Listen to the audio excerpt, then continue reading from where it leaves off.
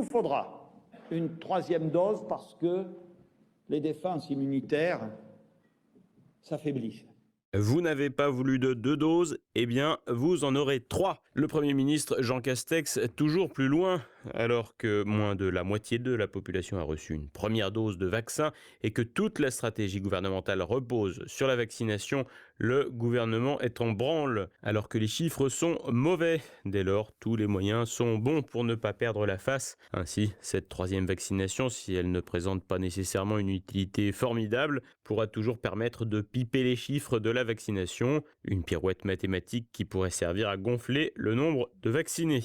Et pour injecter des piqûres, l'exécutif peut compter sur le ministre de la Santé, Olivier Véran. Comme en mai dernier, celui-ci s'est mis en scène en train de piquer des patients devant les caméras de télévision de BFM TV. Tous les moyens sont donc bons, mais l'un d'entre eux récolte néanmoins toujours les suffrages de la majorité, le chantage. Et surtout, mon message, c'était de leur dire que le vaccin, il les protège à 95% des formes graves. Par contre, il les protège à 100% du confinement.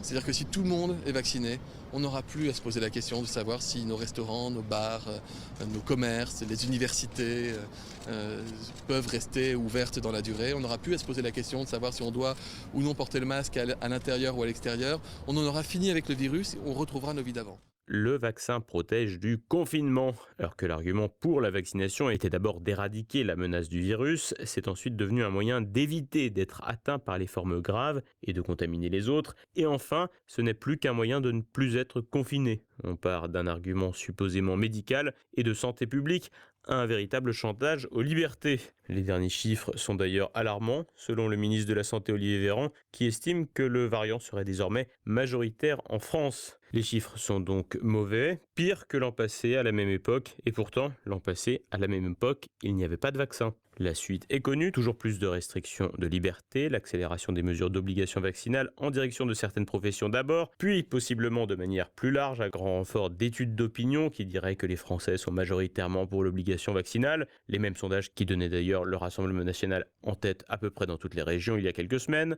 des chiffres pipés et des non-vaccinés qui représentent désormais un intérêt pour le pouvoir qui s'en sert allègrement de bouc émissaire. Le non-vacciné pourra ainsi être accusé de tous les maux et des potentielles reprises épidémiques.